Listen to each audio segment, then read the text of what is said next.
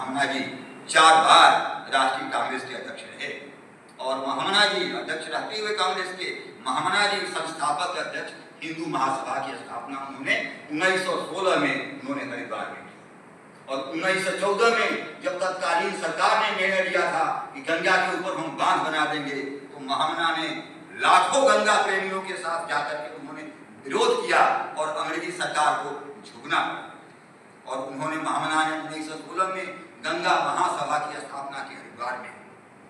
गंगा महासभा के द्वारा शाम को आरती होती है, आज भी आरती वो निरंतर गति से जारी है। वो महामना ने हिंदी के उत्थान के लिए हम देखें 1910 में उन्होंने हिंदी प्रचारणी सभा की स्थापना की, उन्होंने काशी में, जिसके महामना जी अध्यक्ष बनाए गए और उसके बाद हिंदी न्यायालय की भाषा होनी चाहिए, न्यायालय की भाषा होनी चाहिए। 1900 ईस्वी में 60,000 लोगों के द्वारा उन्होंने ज्ञापन अपना हस्ताक्षर करा करके वहां पर ज्ञापन दिया तो वहां पर लागू हुआ कि न्यायालय की भाषा वहां पर हिंदी होनी चाहिए।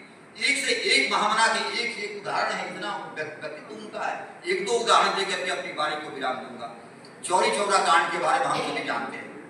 1922 में गांधी जी ने असहयोग आंदोलन की घोषणा की थी अमेरिकी सरकार के खिलाफ और उनका ये था कि ये अहिंसक आंदोलन होना चाहिए, इसमें कहीं से हिंसा नहीं होनी चाहिए। तो चौरी चौरा के पास कुछ नौजवानों ने वहां पर अपने उठान में आकर के उन्होंने पुलिस चौकी में उन्होंने आग लगा दी, जिससे कि 22 लोग वहां पर शहीद हो गए और उसके लिए 176 लोगों को गोरखपुर सेशन कोर्ट के द्वारा फांसी की सजा सुना दी गई।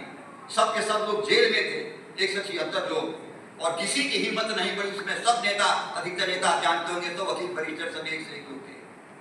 किसी की हिम्मत नहीं पड़ी कि वो उन लोगों को छुड़ाने के लिए हम मुकदमा लड़े। तो वहां से उनके कुछ दोस्त लोग, चंद्रशेखर आजाद से उनके दोस्त लोग आए मालवीय जी के पास। मालवीय जी 1911 में वकालत छोड़ चुके थे, 1922 में काशी विश्वविद्यालय के कुलपति थे। तो यहाँ पर वो लोग आए, लोगों ने कहा कि आप मुकदमा उनको नहीं लड़िएगा क्रांतिकारियों का, वो तो कोई क्रिमिनल तो है नहीं, उनको फांसी की सजा सुना दी गई है कोर्ट के द्वारा। तो महामना ने कहा कि मैं मुकदमा लड़ूंगा, बिना एक नया पैसा लिए वो मुकदमा लड़ूंगा और सीधे डबल बेंच चीफ जस्टिस के बेंच में जाकर के मैं इलाहाबाद हाई कोर्ट में अपील करूंगा। और महामना ने वहां पर डबल बेंच में अपील किया, वहां पर चीफ जस्टिस थे और दूसरे एक जस्टिस थे। और जब मुकदमा की सुनवाई चलने लगी, दोनों अंग्रेज थे, चीफ जस्टिस और दूसरे वाले जज थे।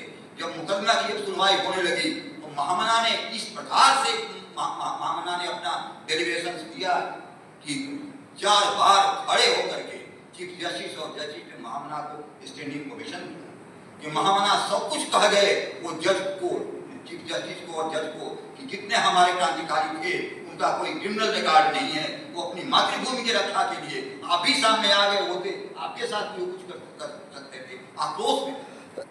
मैं इसलिए बता रहा हूँ कि आज से 2012 में महामना जी की 150वीं जयंती मनाई जा रही थी इलाहाबाद हाई कोर्ट में और समझ कबीर साहब उसमें चीफ जस्टिस थे। पूरा महामना जी का जितना डेलीब्रेशन था, जितना उन्होंने मुकदमा लड़ा था, सब को दिखाया गया था। तो उसमें हम लोग वो पढ़े थे। तो अपने स्टैंडिंग ओवेशन 4 बार स्टैंडिंग ओवेशन चीफ जस्टिस के थे। मेरे ख्याल से वो न्याय प्रक्रिया में अपना एक अनमोल उदाहरण होगा। इस प्रकार से तमाम उदाहरण है।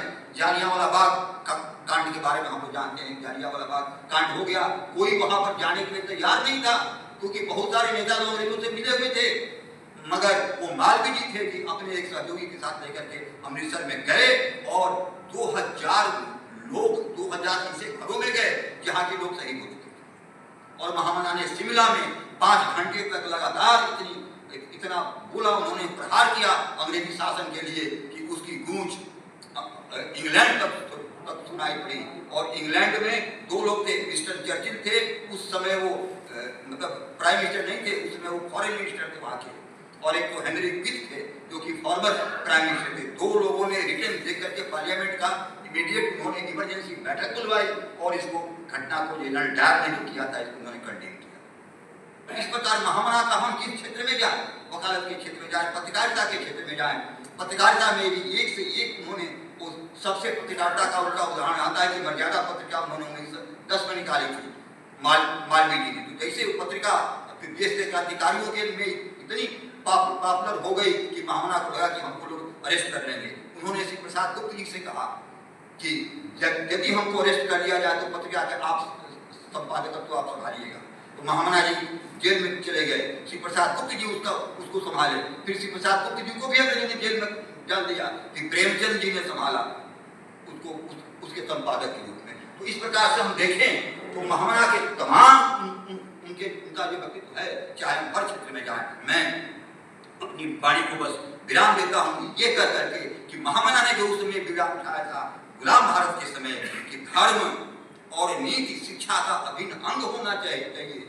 एक और काशी हिंद विश्वविद्यालय नहीं, मगर हम और भी शिक्षण संस्थाओं में देखते हैं कि हमारे यहाँ जो चरित्र का जो ह्रास हो रहा है, तो इसलिए धर्म की शिक्षा, भारतीय मूल्यों की शिक्षा, भारतीय परंपराओं की शिक्षा हमारे छात्र छात्राओं के लिए अनिवार्य होनी चाहिए। वो एक महामना की भावना है।